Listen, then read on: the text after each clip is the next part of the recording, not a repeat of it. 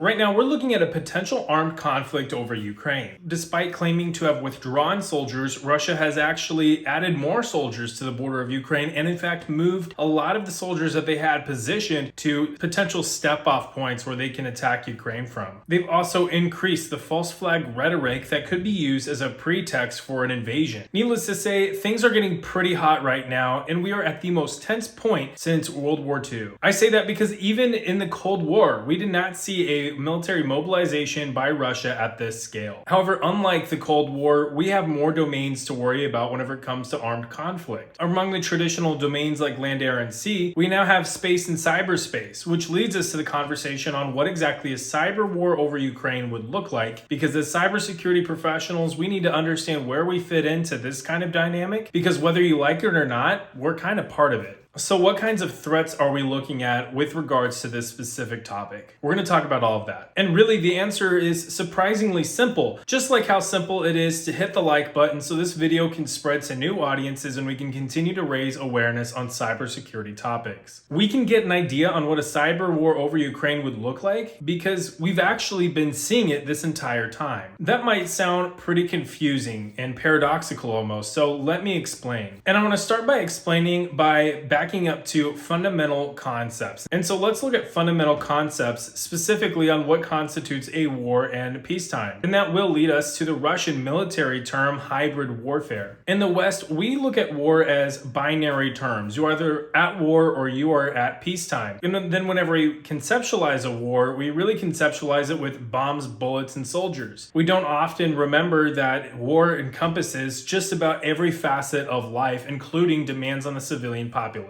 And we forget about that because in the past many decades, we haven't had to endure a conflict that had such a tremendous strain on the civilian population. You'd really have to go back to World War II to get a clear example of what true total war would look like. Except now, in the 21st century, total war wouldn't just encompass the simple warfare concepts like land, air, and sea. It would also encompass space and cyberspace and everything in between. And that leads us to the Russian idea of hybrid warfare. With hybrid warfare, war is not necessarily a binary construct. It actually exists on a spectrum. And that gives them greater flexibility to take actions that would otherwise be seen as provocative because in their minds, they're already at war. In fact, this led to a bit of a slip up by one Russian general a few years ago where he said that they were already at war. And that led to a lot of mixed reactions and interpretations because, well, what exactly did he mean? In his mind, he was referring to the fact that Russia has existed in a state of hybrid war for quite some many years. Whereas we in the United States or in the West like to think that we haven't been at war with the exception of Iraq and Afghanistan and Syria and some of the other wars on terror. Now let's break down what hybrid war is. Hybrid war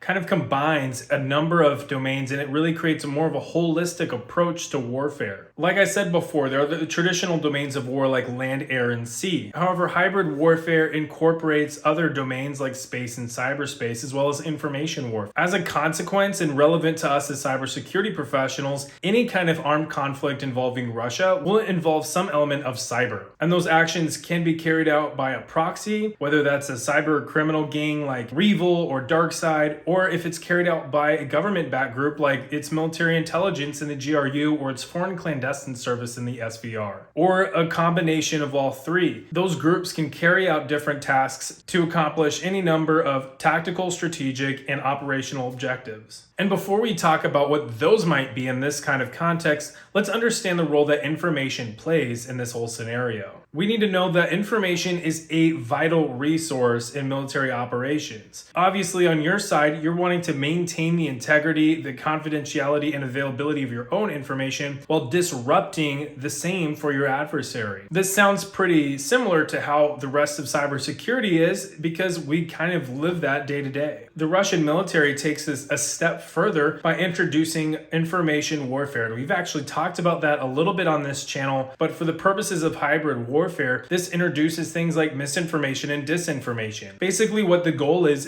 to not only preserve the CIA for your own information and to disrupt the CIA triad for your adversary, it also seeks to dilute the information space with either completely misreported or false information narratives to cause confusion amongst your adversary, or even to convince them of a false belief that is more in line with your own narrative. We've seen them do this throughout recent years, whether that is in disrupting the election cycle in multiple election cycles in multiple countries, including Ukraine, or if that's to convince an entire population on who the true victim in a conflict is. And that really applies to Ukraine. Right now, Russia is trying to spread the narrative that Ukraine is planning offensive operations against Russia, whenever factually Russia is positioned close to 200,000 soldiers on the border of Ukraine, and Ukraine doesn't have the military capability to launch offensive operations in Donetsk or Luhansk. It is factually and logically incorrect. But this is a perfect example of information warfare at play. And that takes us to the topic of cyberspace and what exactly would be happening in cyberspace during a wartime and exactly what a cyber war would look like. In cyberspace, the precious information that we've talked about, to include misinformation and disinformation, can spread rapidly. It's also a domain that gives attackers the ability to access systems and information that they otherwise wouldn't be able to access without any kind of physical access. Finally, cyberspace gives attackers the platform to perform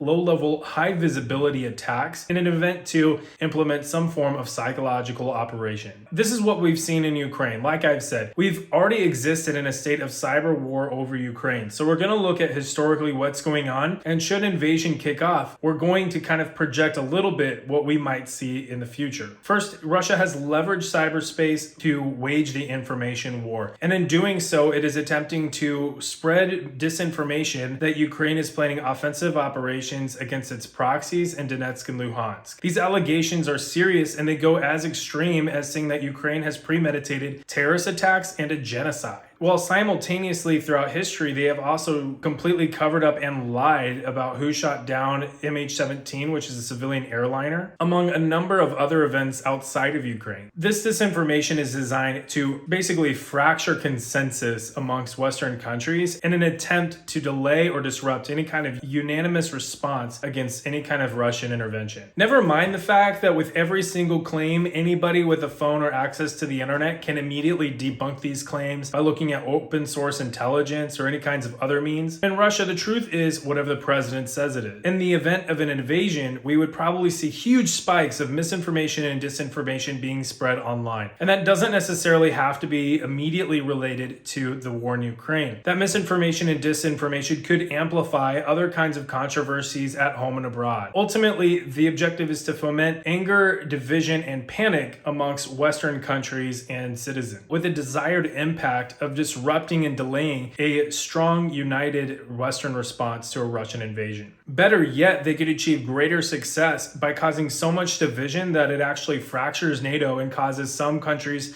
to actually go more pro-Russian and allows Russia greater flexibility in Eastern Europe into the future. Second, Russia will have access to systems and information that it otherwise wouldn't have access to with physical means. We've actually already seen in January a huge and devastating malware attack called Whispergate, where Russia basically was overriding the boot directory on various machines as well as other drives on those machines, and basically causing those machines to be pretty much bricked as soon as they were infected and the malware ran. This even goes back as far as 2016 and earlier, whenever Russia targeted the power grid of Ukraine and turned the lights off for a number of Ukrainian citizens. Recently, US and NATO cyber officials have said that Russia has already pre-positioned its cyber capabilities on Ukrainian systems with the intent to execute should Russia decide to attack. Obviously, the goal here would be to disrupt a rapid and united Ukrainian response and to try to cause panic amongst the civilian population once they realize that chunks of the Ukrainian government is not able to operate online anymore because those systems simply